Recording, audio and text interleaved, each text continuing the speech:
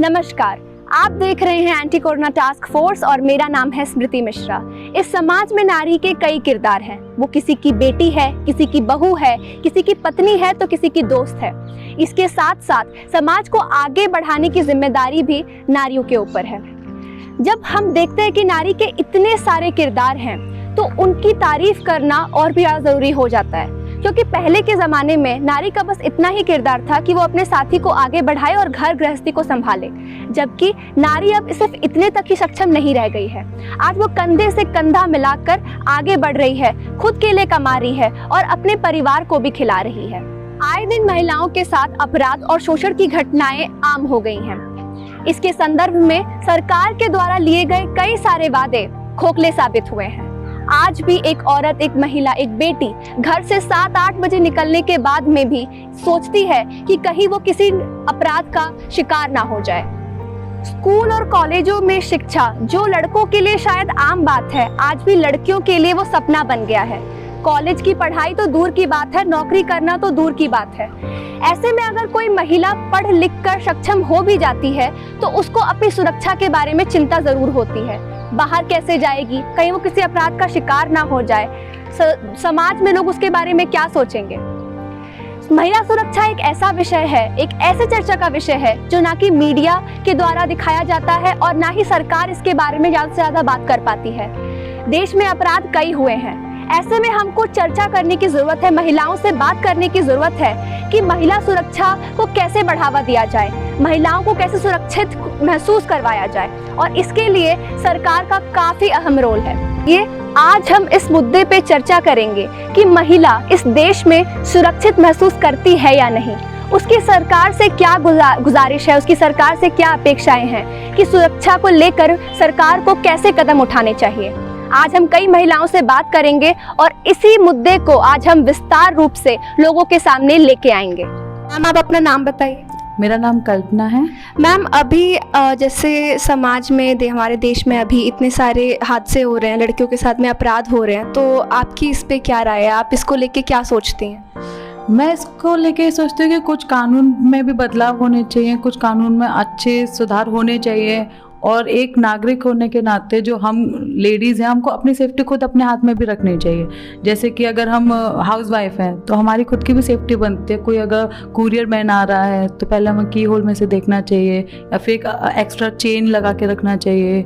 और अगर हम बाहर ट्रैवल कर रहे हैं तो बहुत सारे हमको सेफ्टी मेजर्स यूज़ कर लेने चाहिए। मैम, दिल्ली जैसे शहर है तो उधर इतनी सारी घटनाएं होती हैं, इतने सारे अपराध होते हैं, चाहे वो हमने निर्भया का देख लिया था या भी उन्नाव में देखा था कि छोटी छोटी बच्चियों के साथ में, चाहे वो छोटी बच्चियाँ हों या फिर वो औरतें हों, महिलाएं हों, सबके साथ में अपराध हो रहा है। तो इसमें आपको लगता है कि एक नज़रिया, लोगों की सोच भी बदलनी चाहिए, क्योंकि कहीं ना कहीं सोच भी, चाहे वो मर्दों की सोच हो या महिलाओं की सोच हो, आजकल हम ये भी देखते हैं कि जिनके साथ में अपराध हो रहा है उनको कहीं ना कहीं दोषी साबित किया जाता है। तो आप इसके बारे में क्या सोचती हैं? आप 4 महीने की बच्ची को कैसे आप दोष दे सकते हो?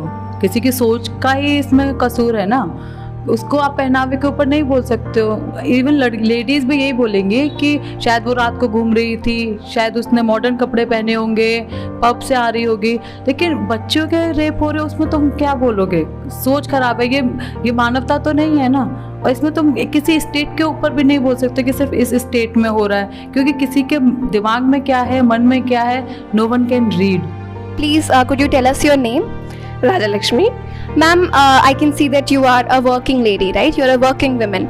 Nowadays in India, we see that during the evening after 6 or 7 p.m., women are little hesitant to go outside, I believe. They feel that they are unsafe because you see so many incidents are happening around our society. What are your views on this topic, ma'am? No, actually regarding this, nowadays this women's safety has become a question mark for all over India. But to my thoughts, instead of giving more encouragement or more encouragement to the girl children, when the boys children, the motherhood, they have to teach their boys like how they have to see their sisters now, as well as the other their neighbors also, how they have to see the girls. That view has been changed a lot nowadays. Yes. So that is also because one of the main point where they don't understand how to differentiate a girl, a woman being how they have to treat a woman. Actually, the boys nowadays have to be taught. It's A little thoughtful about, they have to take care of the women, and Yes. I think mothers and sisters in our home, they play a very vital role in the upbringing of boys, especially the kind of thinking that boys have nowadays should be changed, because I think everything starts with your thought, a very simple thought, and that can be changed. Ma'am, if we talk about government schemes and what government is trying to bring out a change in the society, do you think that it is really happening in our country and women are feeling safer now, or the conditions have worsened during the time? No, actually, when you talk about any schemes which is being taken by the government, irrespective of whatever the schemes might be, but the general public, they must contribute towards these schemes. Only then that can be a major achievement. The government can only lay down the rules. It's just the public and we who have to follow the rules, and we are the one who have to make it to be an achievement. So in my regards, it's like the government, when they frame a rule, the public as such, we have to follow it, and then we have to make it a success. So again, what I say is like we must teach the younger generations what has to be done, what should not be done, how you have to treat a girl, how you have to treat a woman in a society, and how you have to respect them. I mean, the society, in the offices also, if you see, especially with the women, we find that sexual harassment, there are a lot of cases of that. Women are not feeling safe at their home, at their workplace. They are not feeling so safe while they are walking in the campus, on the roads. How do you think that a basic step, what should be the basic step that can bring a change in the society, and what would you like to say to the other women who are working or who are not working, who are as housewives? What message would you like to give it to them? Actually, the first thing is that every woman has to be more courageous. They have to be more strong. They have to defend, and they have to know what is happening around them. They have to realize that someone is being misusing them. Only then they will be able to overcome it. So Do you think raising voice should be the first step that women need to take against anything wrong that is happening to them? Talking about that in public, that something is wrong, because nowadays a lot of things happen with women, but they are not reporting those things. that has become our culture, like we don't talk about that in public. Yes.